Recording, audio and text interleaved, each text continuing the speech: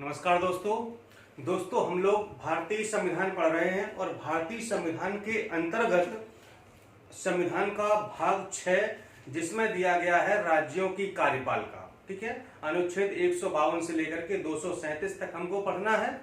आज हम पढ़ने वाले हैं विधानसभा के बारे में। ठीक है, इससे पहले मैंने आपको विधान परिषद पढ़ा चुका हूं। ठीक है, कितनी उसमें सीटें हैं, कहां कहां पर है, सारी बातें मैंने आपको बता दी हैं। मुझे उम्मीद है कि आपको सब कुछ समझ में आ गया होगा और जितने भी प्रश्न पूछे जाएंगे वो सारे के सारे वहां से कवर हो जाएंगे, कोई प्रश्न बाहर नहीं जाएगा, इसलिए आप निश्चिंत रहिए। लेकिन जो पढ़ाया है उसको अच्छे से तैयार कर लीजिए, जितने भी आर्टिकल बताए हैं उनको याद कर लीजिएगा, क्योंकि जितने आर्टिकल मैंने बताए हैं वो बहुत ही इंपॉर्टेंट हैं। ठीक है, इसलिए मैं सारे अनुच्छेद आपको नहीं बताता हूं, वही बताता हूं जो कि परीक्षा की दृष्टि से बहुत ही इंपॉर्टेंट होते हैं। ठीक है, क्योंकि सारे अनुच्छेद करीब 400 साढ़े 400 के आसपास अनुच्छेद हैं, तो इतने तो याद करना संभव नहीं है, इसलिए मैंने उनको छांट लिया है कि कौन कौन से इंपॉर्टेंट हैं जो पिछली परीक्षा में पूछे गए हैं या फिर आगे पूछे जाने की संभावना है। ठीक है, आज हम बात करेंगे अपने विधानमंडल में। आपको पता है कि विधानमंडल 3 चीजों से मिलकर के बना होता है, राज्यपाल, विधान परिषद और विधानसभा।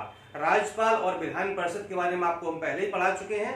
आज हम आपको बताएंगे विधान सभा के बारे में। ठीक है, जो राज्यों में विधानसभा होती है उसके बारे में बताएंगे। ठीक है, जितने भी हमारे भारत के राज्य हैं, 28 राज्य इस समय हैं। ठीक है, तो 28 राज्यों में सभी में विधानसभा है, आपको पता ही है। लेकिन जो 6 राज्य हैं उनमें विधान परिषद भी है, वो मैंने आपको पीछे बताया था। ठीक है, इसके अलावा अब 3 केंद्र शासित प्रदेश ऐसे हो गए हैं जिनमें विधानसभा है। वो है एक दिल्ली, दूसरा है पुडुचेरी और तीसरा अब हो गया है जम्मू कश्मीर। ठीक है, जम्मू कश्मीर में अब विधानसभा होगी, यानी कि उसको दिल्ली और पुडुचेरी की तरह केंद्र शासित प्रदेश का दर्जा दिया गया है। जबकि जो लद्दाख बनाया गया था तो लद्दाख में वहां पर विधान परिषद और मंत्रिपरिषद नहीं होगी। ठीक है, वहां पर मुख्यमंत्री भी नहीं होगा, खाली वहां पर उपराज्यपाल होंगे। जबकि जम्मू कश्मीर में उपराज्यपाल होंगे, मुख्यमंत्री होंगे और विधानसभा भी होगी। ठीक है, चलिए शुरुआत करते हैं अनुच्छेद 170 से 170 से। क्या है कि राज्यों में एक विधानसभा होगी। ठीक है, अनुच्छेद 170 कहता है, बहुत इंपॉर्टेंट है कि राज्यों की अपनी एक विधानसभा होगी। ठीक है, और जो विधानसभा सदस्यों का निर्वाचन होता है वो कैसे होता है?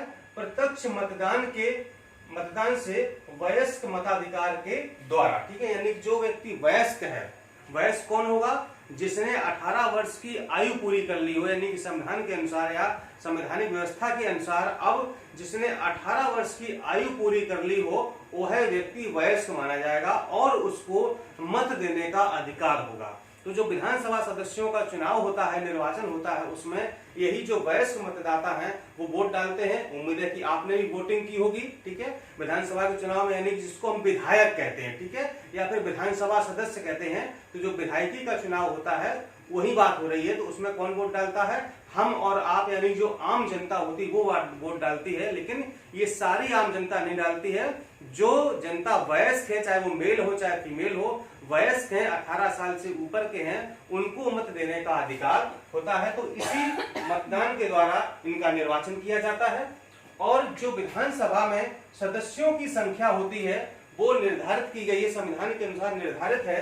ये किसी भी विधानसभा में 500 से अधिक नहीं हो सकती, यानी कि अधिकतम संख्या कितनी हो सकती है? 500 हो सकती है। ठीक, जैसे अभी हालांकि 500 किसी की है ही नहीं, उत्तर प्रदेश की सर्वाधिक है जो 403 है। ठीक है, तो अधिकतम कितनी हो सकती है? 500 हो सकती है। और न्यूनतम कितनी हो सकती है? 60, यानी कि 60 से कम भी नहीं होगी। लेकिन इस न्यूनतम के अपवाद भी हैं और अपवाद स्वरूप है 3 राज्य, गोवा, मिजोरम और सिक्किम। गोवा में विधानसभा सीटें 40 हैं, मिजोरम में भी 40 हैं और सिक्किम में भी 32 हैं। ये इस बात का अपवाद है कि यहाँ पर न्यूनतम संख्या 60 से कम है। ठीक है, तो ध्यान रखिए, गोवा, मिजोरम और सिक्किम। नेक्स्ट है सर्वाधिक सीटें किस राज्य में है? तो उत्तर प्रदेश में है, 403 सीटें यहाँ पर हैं और प्लस 1 है वो आंग्ल भारतीय समुदाय के लिए है, जिसको राज्यपाल मनोनीत करता है। ठीक है, और सीटों की जो संख्या है वो राज्य की जनसंख्या एवं उसके आकार पर निर्भर करती है कि राज्य का आकार कैसा है और राज्य की जनसंख्या कितनी है। ठीक है, तो जनसंख्या के आधार पर ही सीटों का निर्धारण किया जाता है कि उस राज्य में विधानसभा की सीटें कितनी होनी चाहिए। और जो सीटों का निर्धारण वर्तमान में है, यानी कि जो वर्तमान में विभिन्न राज्यों में विधानसभा की सीटें हैं, ये 1971 की जनगणना के आधार पर हैं। ठीक है, यानी हालांकि जनगणना तो 71 के बाद 81 में, 91 में, 2001 में, 2011 में भी हो चुकी है, तो 2021 की होने वाली है, लेकिन जो इनका निर्धारण है वो अभी भी 1971 की जनगणना के आधार पर ही है। राज्यों में भी है, ये बात केंद्र में भी लागू होती, मैंने आपको पीछे पढ़ाई है। ठीक है, और ये संख्या यानी कि जो राज्यों में विधानसभा सीटों की संख्या है, ये वर्ष 2026 तक इतनी ही रहेगी जितनी की अभी है। और इस बात को 84वें संविधान संशोधन 2001 के द्वारा बताया गया था, मतलब कि निर्धारित कर दिया गया था 84वें संविधान संशोधन 2001 के द्वारा कि वर्ष 2026 तक विधानसभा में सीटों की संख्या यथावत रहेगी, ना तो कम होगी और ना ही ज्यादा की जाएगी। ठीक है, यानी कि कोई परिवर्तन नहीं होगा। ठीक है, हालांकि विधानसभा में जो आरक्षण है वो व्यवस्था लागू, यानी कि विधानसभा में आरक्षण भी होगा। तो आरक्षण जो है वो अनुच्छेद 332 में है राज्य विधानसभा में, इसके लिए SC ST के स्थानों का आरक्षण, यानी जो अनुसूचित जाति और अनुसूचित जनजाति के लोग हैं उनके लिए कुछ सीटों का आरक्षण किया गया है कि इन सीटों पर या इन विधानसभा सीटों पर सिर्फ आरक्षित वर्ग के उम्मीदवार ही चुनाव लड़ सकते हैं। ठीक है, और अनुच्छेद 333 में बताया गया है कि आंग्ल भारतीय समुदाय के प्रतिनिधित्व के लिए भी उनका आरक्षण होगा कि अगर राज्यपाल ये देखता है कि वहां पर आंग्ल भारतीय समुदाय का प्रतिनिधित्व नहीं है तो वह वो अपने हिसाब से व्यक्तियों का नियुक्ति कर सकता है, मनोनीत कर सकता है। निर्वाचन तो नहीं होता है, मनोनीत होता है। तो इन आंग्ल भारतीय समुदाय के व्यक्तियों को मनोनीत कर सकता है राज्य विधानसभा में, कौन? राज्यपाल के द्वारा। ठीक है, और अब देखते हैं सदस्यों की योग्यता क्या होनी चाहिए, यानी कि वह कौन सा व्यक्ति है जो विधानसभा सदस्य बनने के योग्य है, यानी कि विधायक बनने के योग्य है, यानी कि क्या बोलते हैं MLA बनने के योग्य है, यानी कि मेंबर ऑफ लेजिस्लेटिव असेंबली। ठीक है, विधानसभा को क्या कहते हैं, इसको इनके जो सदस्य हैं उनको MLA कहा जाता है, मेंबर ऑफ लेजिस्लेटिव असेंबली। ठीक है, और जो लोकसभा के सदस्य होते हैं उनको MP कहा जाता है, विधायकों को MLA कहा जाता है। ठीक है, तो इनकी योग्यता क्या होनी चाहिए, एक तो भारत का नागरिक हो, दूसरे 25 वर्ष की आयु पूरी कर चुका हो। ठीक है, अगर आप 25 वर्ष की आयु पूरी कर चुके हैं आप विधायकी का चुनाव लड़ सकते हैं, कोई दिक्कत नहीं। ठीक है, और पागल या दिवालिया ना हो, लाभ के पद पर ना हो। ठीक है, यहाँ पर जो मेन पॉइंट वो 25 वर्ष यानी आयु वाला है, ध्यान रखना है। विधान परिषद में ये आयु कितनी थी, 30 वर्ष थी, और विधानसभा में कितनी है, ये 25 वर्ष है। ठीक है, यहाँ पर आपको फोकस करना है। ठीक है, तो ये परीक्षा में कभी कभी पूछ दी जाती है। अब सदस्य अगर निर्वाचित होकर के आता है, चुनाव जीत कर के आया तो उसको शपथ कौन दिलाएगा, राज्यपाल के द्वारा उसको विधानसभा सदस्य की शपथ दिलाई जाती है। ठीक है, और जो विधानसभा का कार्यकाल है वो कितना होगा, 5 वर्ष का होगा। ठीक है, सामान्यतः 5 वर्ष का होता है, किंतु समय पूर्व भी राज्यपाल के द्वारा इसको विघटित किया जा सकता है। ध्यान रखिएगा, विधानसभा का विघटन या विधानसभा भंग कौन करता है, राज्यपाल करता है। अगर वो चाहे कि ऐसी स्थिति कुछ बन गई है, किन किन स्थितियों में वो भंग कर सकता है देख लेते हैं। देखिए, राज्य में अगर संवैधानिक तंत्र विफल हो जाए, ठीक है, देखिए सामान्यतः जो कार्यकाल है वो तो 5 वर्ष का कार्यकाल है। ठीक है, लेकिन अगर इससे पहले भी कुछ ऐसी स्थितियां बनती हैं तो विधानसभा का विघटन किया जा सकता है, विधानसभा भंग हो सकती है और सरकार गिर सकती है। किस अवस्था में, अगर संवैधानिक तंत्र विफल हो जाए तो विफल होने पर राष्ट्रपति शासन के आधार पर भी विधानसभा भंग हो सकती है, यानी कि अनुच्छेद 356 लगा करके, और विधानसभा क्या होगी, विघटन हो जाएगा, वो भंग हो जाएगी। ठीक है, और ये अधिकतम 3 वर्ष तक रह सकती है। ठीक है, यानी जो राष्ट्रपति शासन है वो किसी भी राज्य में अधिकतम 3 साल के लिए लगाया जा सकता है, इसके बाद जो है नहीं लग सकता, फिर चुनाव कराना अनिवार्य हो जाता है। ठीक है, और विधानसभा कैसे विघटित हो सकती है, जब सरकार बहुमत में ना रहे, सरकार के पास बहुमत ना हो, अल्पमत में सरकार आ जाए, तो उस अवस्था में भी राज्यपाल क्या करता है, विधानसभा का विघटन कर देता है, भंग कर देता है। या फिर राष्ट्रीय आपातकाल लागू, अनुच्छेद 352 अगर लागू हो तो संसद विधानसभा का कार्यकाल बढ़ा भी सकती है। आप समझ रहे हैं ना, यहाँ तो भंग होने की बात हो रही थी, और अगर राष्ट्रीय आपातकाल लागू हो जाए, अनुच्छेद 352 लागू है अगर देश में या फिर राज्य में, तो ऐसी अवस्था में क्या होगा, संसद विधानसभा का कार्यकाल एक बार में 1 वर्ष के लिए बढ़ा भी सकती है, यानी कि एक बार में सिर्फ ये जो प्रावधान है वो है 1 वर्ष का, यानी कि एक बार में 1 वर्ष के लिए बढ़ा सकती है। लेकिन ये समय सीमा निर्धारित नहीं है, कई बार बढ़ा सकती है, यानी कि 1-1 साल करके कई बार विधानसभा का कार्यकाल बढ़ाया जा सकता है। लेकिन जब ये राष्ट्रीय आपातकाल समाप्त हो जाएगा तो समाप्त होने के 6 महीने के अंदर चुनाव करवाना अनिवार्य हो जाएगा, यानी कि राष्ट्रीय आपातकाल समाप्त हो गया तो विदिन 6 मंथ चुनाव करवाना पड़ेगा, ये जरूरी है। इसके अलावा विधानसभा अपने ही सदस्यों में से, विधानसभा सदस्य अपने ही सदस्यों में से एक अध्यक्ष और एक उपाध्यक्ष का चयन करते हैं या उनका चुनाव करते हैं, यानी एक विधानसभा अध्यक्ष चुना जाएगा, एक विधानसभा उपाध्यक्ष चुना जाएगा, जो कि विधानसभा सदस्य अपने में से ही चुनते हैं, ठीक है। और इसका प्रावधान दिया गया, अध्यक्ष और अध्यक्ष जो बनेंगे वो अनुच्छेद 178 में बताया गया है कि एक विधानसभा अध्यक्ष होगा और एक विधानसभा उपाध्यक्ष होगा, ठीक है। जबकि विधानसभा जो विधान परिषद थी तो उसका प्रमुख कौन था, वहां पर सभापति और उपसभापति होते थे, यहाँ पर विधानसभा अध्यक्ष और विधानसभा उपाध्यक्ष होंगे। अनुच्छेद 178 में कहां से आएंगे, विधानसभा सदस्य अपने में से उनका चुनाव करेंगे। विधानसभा अध्यक्ष के कार्य क्या क्या होंगे, जो प्रमुख कार्य, वैसे बहुत सारे कार्य हैं लेकिन जो प्रमुख कार्य मैं उनकी बात कर रहा हूं, ठीक है। अगर किसी विधेयक पर मत बराबर की स्थिति आ गई है तो क्या होगा, उसको निर्णायक मत देने का अधिकार होगा। जिस प्रकार से वो लोकसभा अध्यक्ष वहां पर मत बराबर की स्थिति में निर्णायक मत देने का अधिकार रखता, देखिए वैसे तो इनको मत देने का अधिकार नहीं है, वैसे तो मतदान नहीं करते हैं, लेकिन जब मत बराबर की स्थिति आ जाती है, मामला फंस जाता है, तो उस दौरान फिर विधानसभा अध्यक्ष निर्णायक मत देने का अधिकार रखता है।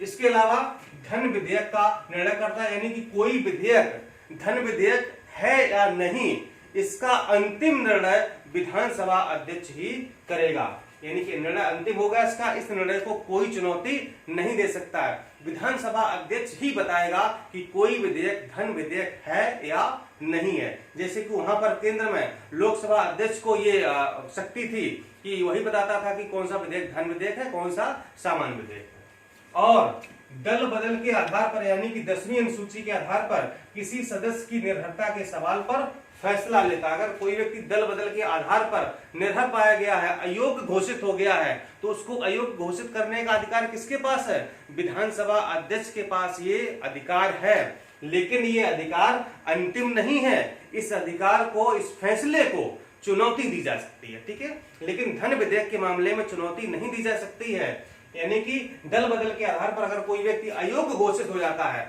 निर्भर घोषित हो जाता है और ये फैसला विधानसभा अध्यक्ष कर देता है, तो विधानसभा अध्यक्ष के फैसले को किसी भी कोर्ट में चुनौती दी जा सकती है, अर्थात इसका फैसला अंतिम नहीं होता है। और विधानसभा के कार्य देख लेते हैं और उसकी शक्तियां क्या क्या होती हैं। तो विधानसभा का कार्य यह है कि वह राज्य सूची और संवर्ती सूची के विषयों पर विधान बनाए या कानून बनाए, ठीक है। यानी कि राज्य सूची और संवर्ती सूची के विषयों पर विधान बनाने का अधिकार है, प्रावधान किसको, विधानसभा को है। और धन विधेयक राज्यपाल की सिफारिश पर ही विधानसभा में पेश किया जाता है। पीछे मैंने आपको बताया था कि धन विधेयक केवल विधानसभा में ही पेश किया जा सकता है, ठीक है। और जो विधान परिषद है वो उसको सिर्फ 14 दिन तक रोक सकती है, ठीक है, ना तो उसको अस्वीकृत कर सकती है, ना ही उसमें संशोधन कर सकती है, सिर्फ 14 दिन तक रोक सकती है। इसलिए धन विधेयक राज्यपाल की सिफारिश पर, यानी कि राज्यपाल की अनुमति से ही विधानसभा में पेश किया जाएगा। जैसे कि केंद्र में लोकसभा में राष्ट्रपति की अनुमति से धन विधेयक पेश किया जाता था, सेम प्रक्रिया यहाँ पर भी होगी धन विधेयक के बारे में, ठीक है। और अगर किसी विधेयक के संबंध में गतिरोध है तो यहाँ पर संयुक्त बैठक का प्रावधान नहीं है, बहुत इंपॉर्टेंट पॉइंट है, पॉइंट टू बी नोटेड। देखिए केंद्र में क्या था, ठीक है, देखिए धन विधेयक वगैरह हो या संविधान संशोधन विधेयक हो, तो वहां केंद्र की बात कर रहा हूं, वहां तो संयुक्त बैठक का प्रावधान नहीं था, ठीक है। लेकिन अगर साधारण विधेयक केंद्र में है, ठीक है, तो वहां पर क्या है, अगर मतलब कि कुछ गतिरोध हो गया है, दोनों सदनों में गतिरोध हो गया है, राज्यसभा में और लोकसभा में, तो वहां पर संयुक्त बैठक का, संयुक्त अधिवेशन का प्रावधान था, ठीक है।